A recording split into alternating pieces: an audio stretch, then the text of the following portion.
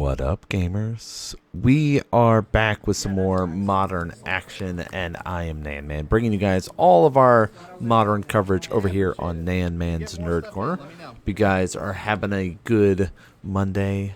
Happy holidays for everybody that's celebrating as we're getting closer and closer to the end of 2025. And we've got a fun one for you, at least fun for me as a viewer, with Izzet Twin versus Sultai Infect. Both these decks have kind of come and gone, I guess, if as you will, in the meta share of things. I personally love being able to pilot both these decks. I've noticed that my build for Izzet Twin is definitely much more of like the hybrid between Izzet Twin and Izzet Wizards. So I do have some like Harbingers of the Seas and Magus of the Moons, and ways to try to keep your opponents in check a little bit more. That has been surprisingly quite successful with the increase in 3 and 4 color decks that have been running around my shop. Now, your meta might be looking a little different and might not be as great, but that is definitely something to note if you are considering playing the Izzet Twin list. Old school deck that has the combo potential. Of course, any of the decks and lists that you see here on the channel can be found in our Mox field. You guys can check out the link in the description. But on the other side of things, Sultai Infect we've seen on the channel previously. It has done quite well. The access to black, the staying power that the Sultai version gets as opposed to the all-in fast version that's like the Simic version is, Phyrexian Crusader's ability to have protection from red and from white is really good right now. You look at Jeskai Blink being such a powerful deck, Boros Energy being such a powerful deck.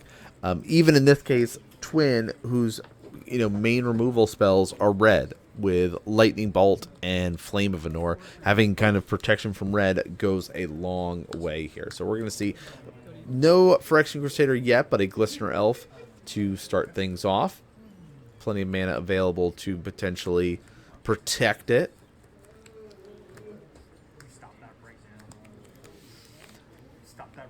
But we will see if that will be the case here.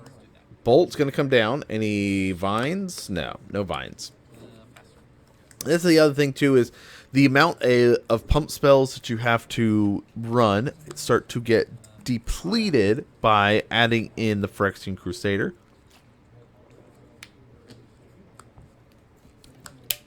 Also, by running black, you get access to some things like disruption spells, Inquisition Thought Seizes, Fatal Pushes, things like that. But Blighted Agent, the best Infect creature ever printed. If you do not agree with that, then you have never piloted Infect. I mean, you can look at some of the bigger, higher costs, or like, oh, what about this effect or this ability? But being a 1/1 unblockable Infect is everything that you're hoping on a creature, right? Wish there would be more Infect creatures that are with stats similar to that, because it's costed just at that perfect sweet spot, right? 1 and 2 cost is the perfect cost that you want to see for most Infect creatures. The only 3-drop that really gets to see play is Phyrexian Crusader, but we don't see any Infect creatures sticking around at the moment, as Ignoble Hire Numero Dos coming out here. Now, interesting to note, we did see the Bolt got flashbacked, but did not go into exile. So let's see if you guys can notice any little mistakes from these players in this matchup. If you notice any, leave a comment, let us know, because the more you guys interact with the video, the more that the algorithm likes to push it back out towards other people to kind of interact with and view. And with people being in the holidays, why not? And if you've missed any previous games, we do have a whole playlist there for all the gameplay stuff you can be able to check out. But we also did a little bit of Riftbound shenanigans of showing off some pack openings, things like that. Open up the starter sets, just kind of having fun interacting with the set a little bit. I haven't played that much yet. It is something that is on my radar. It's just like the One Piece stuff. Like, I like TCGs a lot. I still have a collection of Yu-Gi-Oh decks, specifically from, basically the first set all the way up to 2006 era, give or take. But, you know, we also have a base to fossil set of decks for Pokemon. We've got a chunk of One Piece stuff from the, you know, first 6 or 7 sets. Maybe 8. Did we get to OPO 8 before we stopped? So we haven't been updating as much with One Piece because been pumping out a lot more Magic stuff. So speaking of Magic, back to this focus here. We've got Harbinger of the Seas hitting the table, trying to lock out the Sultai Infect player. Now they still get access to green. You see this here with Ignoble Hirates coming out. We see going to be doing for an Inquisition here. There's the reveal. 2 Flame of Adors and Splinter Twin. Now we do have to get something that costs 3 or less. You know, Thoughtseize lets us grab everything.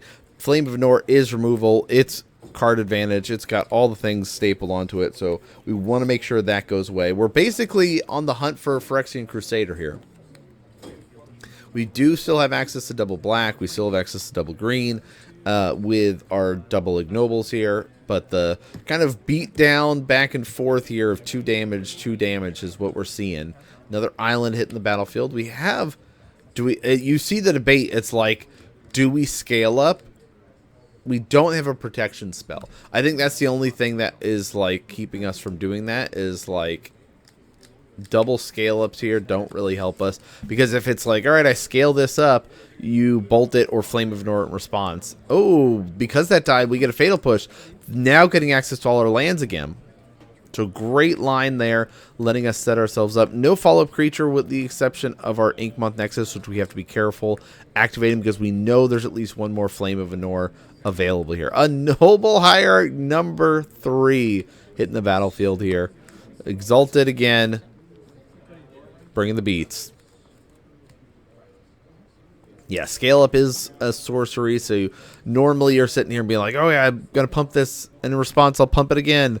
Not going to be able to turn it into a worm at instant speed, so that is something to kind of keep in mind here. But the land go mode of our twin player is really just sort of, you very much in the planning phase of, I just need to interact with the creatures that are the most scary or most, you know, impactful, which is Inkmoth Nexus, Blighted Agents, Glistener Elves, things like that. We know there is the potential for a Phyrexian Crusader because we haven't seen one yet, but also running a Sultai version of the deck. You should be running Phyrexian Crusader if you are going for that route.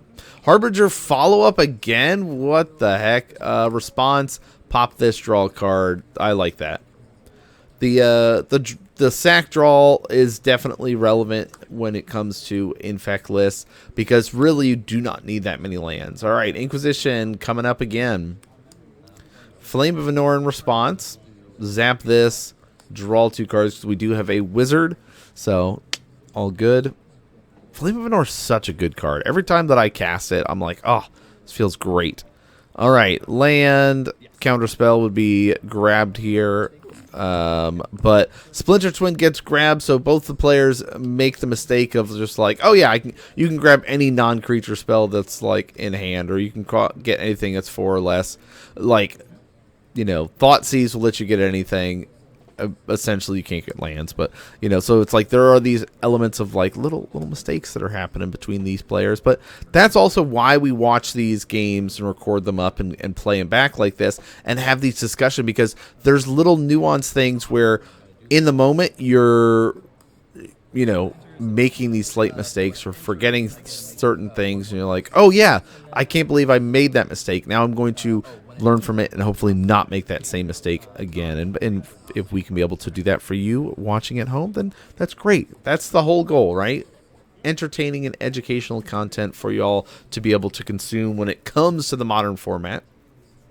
That is our kind of format of choice, of course, but we do have some other sprinkling of goodies for you. It looks like we got Thundertrap Trainer, and we're going to be doing a little bit of a offspring option here, using the construct token to represent our otter friend. It's not often that we go for the offspring mode, but in this case where you're like, okay, I'm facing down an ink moth. I have 0 infect, 0 poison on me at this moment in time. So we've got a harbinger to shut that down. So now it's basically just dealing with an ignoble, and you can't really do much against me here, being tapped out essentially because you don't get access to green or black anymore. And yeah, it looks like we'll scoop it up there. That's going to be it for game number 1 there. Izzet Twin leading things up 1-0 here. But of course, you guys can look at the little timestamp. There's still plenty more action left to follow up here as we get into Cyborg. We're interrupting our gameplay to let you know about our new affiliate with Nerd Gear.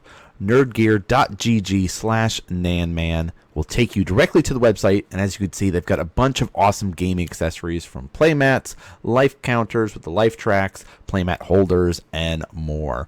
So make sure you do some browsing on the site, find some goodies, and then use the code NGNanman for 5% off your entire order. But let's get back to our gameplay.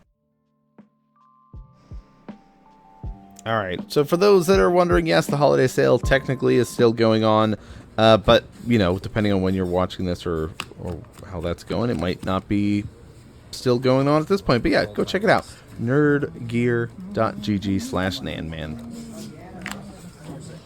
All right, we've got the volume turned up a little bit more at the beginning. I want to say there was some discussion from some of the other players. You can hear a little bit more of the LGS noise in the background here, because this, of course, is recorded up at our LGS Comic Kung Fu there. We've got some ideas in mind to show off a little bit more of the shop come summertime, do a little bit more of the behind-the-scenes shop footage for y'all to be able to enjoy, not just our gameplay stuff. I love doing the gameplay stuff, but there's also ideas that I've got for other gameplay stuff, or not necessarily gameplay, other video stuff to do with Magic the Gathering. And speaking of other videos, we do have stuff to go, but oh wait, hold on. It's not. It is called Esper Midrange. However, we know that this is a Esper Blink. Or Esper Blink, Esper Midrange. Yeah. However, this is actually an evolution from the Orzhov Blink deck, where they added Psychic Frog to it because they realized that Psychic Frog is less magic. Very good. Yeah. However, which that deck was called Orzhov Blink, and every now and again in some circles you would hear it called Orzhov Sewers. Because the term sewers refers to old black-white legacy decks that won the game primarily by building advantage by blinking its own creatures. And the reason it was called sewers was because the dude who popularized the deck said it sucked and then won 2 back-to-back challenges off of it. And so eventually that name stuck. So this is Esper Sewers. Okay. I don't think we ever called the deck Esper Sewers when we put it on camera, though. But yeah, did you guys hear about? Did you know like how much Legacy knowledge do you have? Like I've played Legacy a couple of times in tournaments, played in like the team events and played Legacy, but like there's so much history with Legacy and like deck names, and deck names in general just used to be so weird where people would just like, I'm gonna call this weird, you know, name for it, where it's like nowadays, like we got Izzet Twin, Sultai Infect, right? It's like color combination plus some sort of reference to what is in the deck, right? Jeskai Blink, you know, like Amulet Tight. Like it's very straightforward nowadays with naming of decks, but back then it's like players were much more creative. I know if you ever see players, especially like the content creators, when it comes to Commander, they'll often name their decks very specific things that are like weird or things like that. I know that like even Loading Ready Run will do it when it comes to like, oh, we're playing a draft, right? Especially with their cube mess going on right now. They're like, all right, everyone name what your draft deck is and stuff like that. So like little fun things like that. But that's the thing. We got to do some more cube. Maybe we'll start doing some more of that on the channel. I just don't have the setup that I want for doing a really good cube draft, because I'd love to be able to like show off the players and do things like that, and like that would be a whole edited thing. Maybe, again, summertime when we're not working as much, we can be able to devote a little bit more time to Phyrexian Crusader. that's what we like to see as the Sultai Infect player coming out here. Again, 2/2, first strike, pro red, pro white, Infect. Essentially a 3/3 when you think about the Exalted trigger coming across. We'll see how our Izzet Twin player responds to this.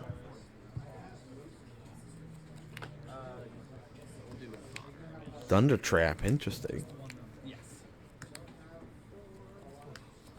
Looking for some more resources, but also gets a little bit of a blocker. Okay, Bolt comes with this. Ooh, Thought Seize. Yeah, there's a Thought Seize. Losing 2. Sign sought these as well. Okay. Oh my gosh. Double Bolt. Preordained, Counterspell, Deceiver. Yeah, Deceiver's great there. Oh, man. So that would have been a great little way to kind of deal with the Crusader a little bit, or at least delay things. Venerated Rot Priest coming out. Rot Priest is kind of... You look at it and you go, oh my gosh, this is another, like, scary thing. It is important to answer them. Yes. But it's, like, much harder for players to win off of Rot Priest combat-wise, as much as let's do a wizard battle and we'll spam a bunch of spells back and forth and try to target my creatures, and I'm going to sit here and protect it or also target my creatures and get that kind of count up for the poison counters. It's also like the reason why I'm running Green Sun Zenith in my Simic Infect, so I can tutor up a Rot Priest later in the game where I might have, oh, all of my Infect creatures have died. Now I need a way to try to finish off my opponent. Like, I've gotten them to 7 or 8, and now I just need that. Let's, like, finish the game. And so that's why I run that in mind. But not in this Sultai because, you know, you have got to make cuts for the Crusaders and other things. So, all right, what do we got to follow it up? Oh, the bait. Probably another creature there with the way that kind of motion is. All right, you notice the delay. We're not blocking yet with the Thundertrap Trainer. We can do that next turn. Because it's not like we're... With the first strike, it's not like we're going to build up enough toughness to actually be able to block and get in the way there and trade effectively. That's not possible.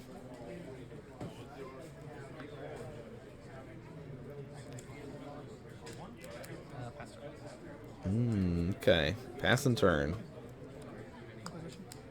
Inquisition.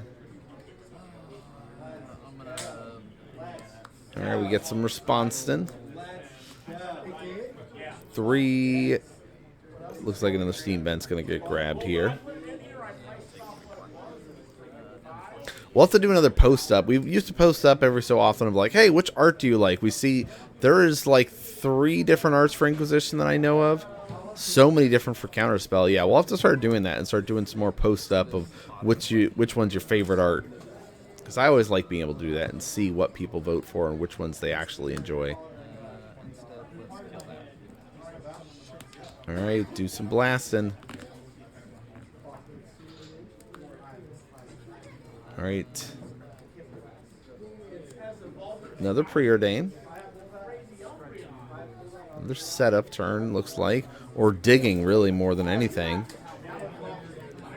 Scry 2, draw a card, looking for an answer. Looking for something to help out. No creatures to block here. Do we have a Deceiver to flash in? Only 1 card in hand. Looking for... There's the debate. You see that, like, do I play with creatures in my hand or does activate Ink Moth? Like, you're sitting here and you're like, my opponent's at 7. I just need to deal 3. Let's see. Do they have an answer? Snapcaster. Bolt. Kill that. Kill this. Oh, look. The Bolt went back to the graveyard. Flashback. Puts it in exile. Okay. Glistener Elf to follow it up. Is there any more answers? Any more creatures? The other thing is my twin list does run 2 of Murktide, but I feel like I probably sideboard them out against Infect. They feel a little slow.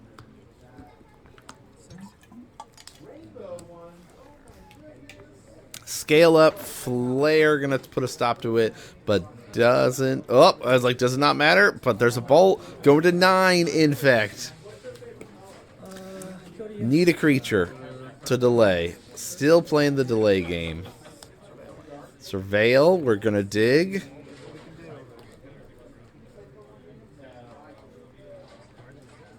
So you're saying there's a chance?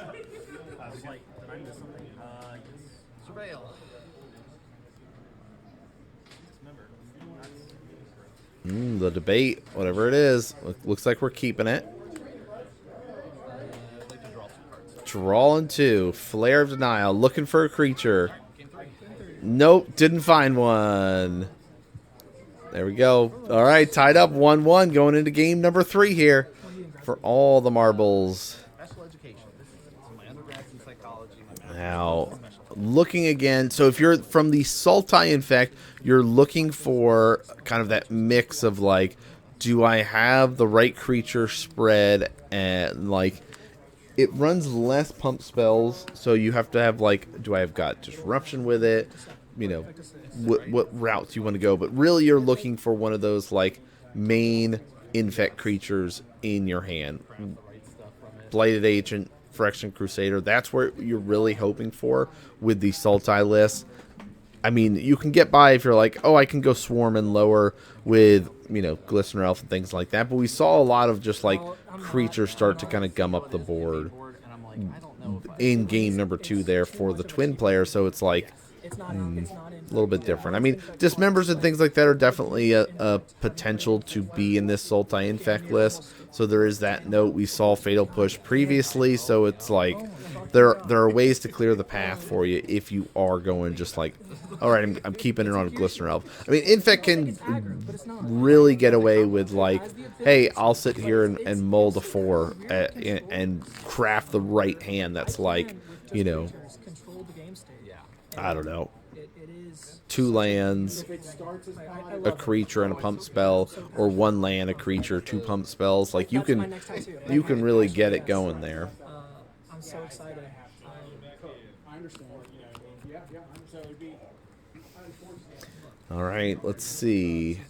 Well, that's pretty good. Turn 1 Venerated Rot Priest, turn 2 Blighted Agent. Yeah, that seems great. And ooh, but you got a Vines to protect it. So that's that risk of like, okay, if I jam out Blighted Agent on turn 2, that means that there's no protection for it. So I'd really have to rely on turn 3 to get there for Blighted Agent. Like, these are those like very specific nuance plays that you have to track and keep in mind based off of what you're playing against. If you go, okay, this is the type of removal that is available. They've got Flame of Anors, they've got Lightning Bolts. I've seen all this stuff before, so if I can be able to get to that turn with 3 mana up, we're okay. Oh, a Phyrexian Crusader there. So if this, oh man, if that Rot Priest was an ignoble, things would be like set up for success 100% here. But looks like we're in a good enough spot. We have this. We've got ways to respond. We're nervous also jamming a Blighted Agent into basically 2 blue mana like that. So yeah, it looks like we'll hold back. We've got 2 pump spells ready for next turn here. Surveilling going to get grabbed for our twin player as they get themselves set up for their 3rd turn here. I saw a list version of this that did like 3/3 that ran the survey, like 1 surveillance, and I'm not like, I think it's fine. I don't know. I'll keep it top. Yeah. I think like one of is like. I think one of is fine. I would run the blue land. Yeah. All right, now turn 3 here. Turn 3 is also a big turn for Twin because if they just have combo, they set up and go land pass and flash in Deceiver, slow down or try to stop an Infect creature from going across for damage, and then potentially setting up for, you know, a twin on turn 4. Now, Vines of the Vastwood, MVP, best pump protection spell in the deck because it can stop Splinter Twin from actually going on Deceiver. But Magus of the Moon might put a stop to everything right now. Non-basic lands are mountains. We saw Harbinger in game 1. Now we're seeing the Magus of the Moon in game number 2. Like, if these were islands, it might be, you know, still possible, but we see Vine's going to get used. And might. So that's going to be 3 Infect triggers going off here. Basically, we're jamming our pump spells now while we guarantee have access to green. Oh, there's a fetch land. So that would have been perfect. This would have been the turn. Oh, so we top deck the fetch land. Blighted Agent, Phyrexian, sitting in hand, stuck, sitting with 3 mountains and a Rot Priest here. Okay, land go for a twin player. They're just going to kind of rely on the... Oh, rely on that, but see, Flame of Anor, blast this, get an Infect, poison counter added up, and draw 2 cards off that. Wizard double duty action going on. Alright, the beats, the wizard beats coming. What can our Infect player do here? I mean, they've got to have at least 1 basic in the deck, but it's so hard to run more than that. Like, even with my Simic one, I'm running 2 basics. But yeah, there's the scoop up. Just that, oh, the tough frustration here. So now we got to see a little bit of sideboards, what players were able to bring in. I mean, Brother's End, it seems fine, but a little slow. But I don't know. It deals with, like, the go wide strategy of going, oh, you're doing, like, Rot Priest and Glistener Elf and Ignobles. None of those really answer the Phyrexian Crusader. Even the Spell Pierce is there. I mean, they're fine. I guess if you're looking for, you've got slower cards and stuff like that, replace them, but... Oh, fuck. No, alright, there was the debate of, like, oh, did I have a way to fetch? No, wait, but the timing didn't work out quite right for that. And there's our signed Infect list that we were going to show off to the Sultai Infect player there after the match. We did get some bonus stuff. It will not be in this one, but at some point we'll show you guys that fun little bit of adventures there. But hope you guys enjoyed this one. A nice little fun, almost old school style of matches there. But hope you guys are all having a good 2025 as we get close to the end of the year. And happy holidays. We'll see you guys next game for some more modern action.